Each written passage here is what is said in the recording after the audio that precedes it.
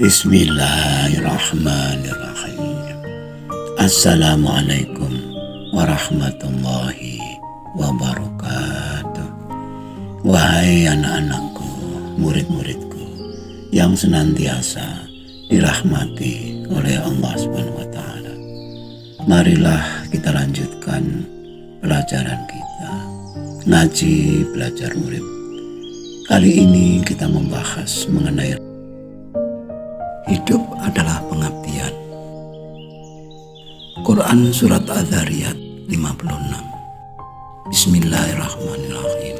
Wa ma khalaqtul jinna wal insa illa liya'budun. Tidaklah aku ciptakan jin dan manusia kecuali untuk beribadah kepadaku. Bagi kita umat Islam, ayat ini seringkali kita dengar diucapkan para guru, para alim, para tokoh agama, khususnya para dai. Namun, benarkah seruan mereka membawa hasil yang sesuai atau yang maksimal? Ibadah seperti apakah yang diharapkan oleh Allah? Sebelum bicara lebih jauh tentang ibadah, sebaiknya kita tahu bahwa ibadah berasal dari kata abdi yang artinya hamba, budak, atau pelayan. Jadi ibadah adalah tindakan atau perbuatan yang dilakukan oleh seorang abdi. Kata Tuhan bermakna juga tuan atau majikan. Maka sudah semestinya kata abdi selalu terhubung dengan tuan atau Tuhan atau majikan. Sebagaimana majikan dengan pelayan. Mana majikan adalah pihak yang berkuasa, sedangkan abdi adalah pihak yang dikuasai, atau sebagaimana antara subjek dan objek, sebagaimana pula antara pemegang alat dan alatnya. Penting juga memahami bahwa Tuhan sebagai Khalik atau pencipta, sedangkan selain Khalik adalah makhluk, artinya antara yang menciptakan dan yang diciptakan. Lalu mengapa di ayat tersebut di atas disebutkan jin dan manusia? Kata jin berarti tersembunyi atau tidak tampak. Jin adalah makhluk juga sebagaimana manusia, namun tak kasat mata. Dua-duanya sama-sama ciptaan. Kalimat tidak aku ciptakan menunjukkan bahwa itu adalah makhluk. Disebutkan jin dan manusia karena keduanya dibekali dengan kesadaran yang setara. Yang membedakan hanyalah kasat mata dan tidak. Bila kita bicara makhluk secara umum, tentunya binatang dan tumbuhan termasuk. Bahkan benda-benda yang kita anggap tidak hidup, seperti batu, air, tanah, dan sebagainya. Agar kita tidak melebar kepada hal-hal yang bersifat gaib, maka sebaiknya kita bicara yang kasat mata saja, khususnya manusia. Bahwa setiap benda hidup atau benda mati pastilah mempunyai fungsi, mempunyai guna atau manfaat. Ketika benda benar-benar memberi manfaat kepada kita, itulah bentuk pengabdian. Disinilah dapat dikatakan bahwa semuanya tercipta untuk mengabdi, untuk melayani, atau untuk memanfaati. Sepeda motor diciptakan untuk mengabdi kepada pemiliknya. Rumah diciptakan untuk melindungi pemiliknya dari hujan dan panas. Juga sebagai tempat tinggal, sebagai alamat tinggal. Rumah pun diciptakan untuk mengabdi. Ternak yang kita pelihara, kita besarkan, dan akhirnya kita sembelih atau kita jual, itu pun mengabdi kepada kita. Cobalah perhatikan bagaimana selama ini hidup berjalan. Perjalanan hidup makhluk atau setiap yang ada. Semuanya berfungsi sebagaimana mestinya, itulah pengabdian. Apapun profesi kita, apapun tugas kita, bila semuanya dijalankan sebagaimana mestinya, itulah pengabdian.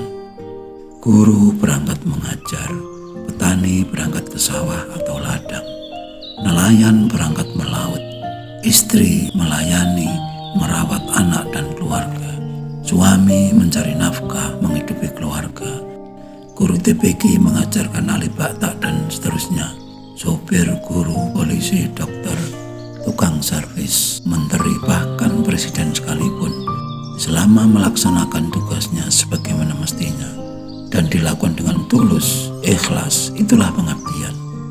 Tanpa ketulusan, tanpa kejujuran, hilanglah nilai pengabdian. Seorang polisi yang tidak jujur, seorang dokter yang komersil, selalu membohongi pasien, tukang servis yang curang, seorang menteri, pejabat yang korup, presiden yang diktator, dan seterusnya. Semua itu bukanlah seorang pengabdi. Apa yang mereka lakukan yang di luar keharusannya, pastilah dilaknat oleh Allah, karena tindakan tersebut bernilai kerusakan, dan Tuhan amat benci terhadap orang-orang yang berbuat kerusakan. Lalu bagaimana dengan kerusakan yang ditimbulkan oleh bencana alam? Gunung meletus, banjir bandang, tanah longsor, kebakaran hutan, tsunami, dan seterusnya. Di dalam Al-Quran disebutkan bahwa setiap kerusakan yang ada di lautan maupun di daratan dilakukan oleh tangan-tangan manusia, artinya perbuatan manusia. Kerusakan yang ditimbulkan oleh alam, bencana alam, bukanlah salah alam, sebab hukum alam tunduk kepada hukum Tuhan. Alam selalu mencari keseimbangannya sendiri. Hukum alam berlaku secara alami, diantaranya adalah adanya sebab akibat. Adanya kebakaran di pasar, di pabrik, atau di rumah bukanlah salah api, sebab tugas api memang membakar. Adanya banjir bukanlah salahnya air, sebab tugas air adalah mengalir atau tertampung. Dia akan tumpah manakala wadahnya tidak mampu menampungnya. Gunung meletus adalah suatu yang wajar bila orang-orang yang tinggal di sekitar gunung menganggapnya sebagai musibah. Itu adalah anggapan manusia, dan gunung pun tidak peduli dengan anggapan itu. Tentunya musibah itu berlaku bagi mereka yang tinggal di dekat gunung itu atau di sekitar gunung itu. Semua yang dilakukan oleh alam adalah pengabdian, karena semuanya berjalan sebagaimana mestinya. Alam tidak memiliki hawa nafsu, maka apapun yang terjadi pada manusia, alam tidak bisa disalahkan. Sebab alam semesta ini selalu bertasbih, memuji nama Tuhan, tunduk kepada hukum-hukum Tuhan. Hanyalah mereka yang memiliki akal dan nafsu yang terkena oleh hukum salah atau benar. Peraturan, hukum, atau undang-undang diciptakan untuk kebaikan. Pelanggaran terhadap peraturan, pelanggaran terhadap hukum tentu menimbulkan kerusakan atau kekacauan.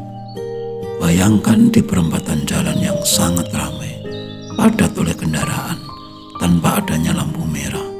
Semua kendaraan menumpuk, berjubel di tengah perempatan jalan.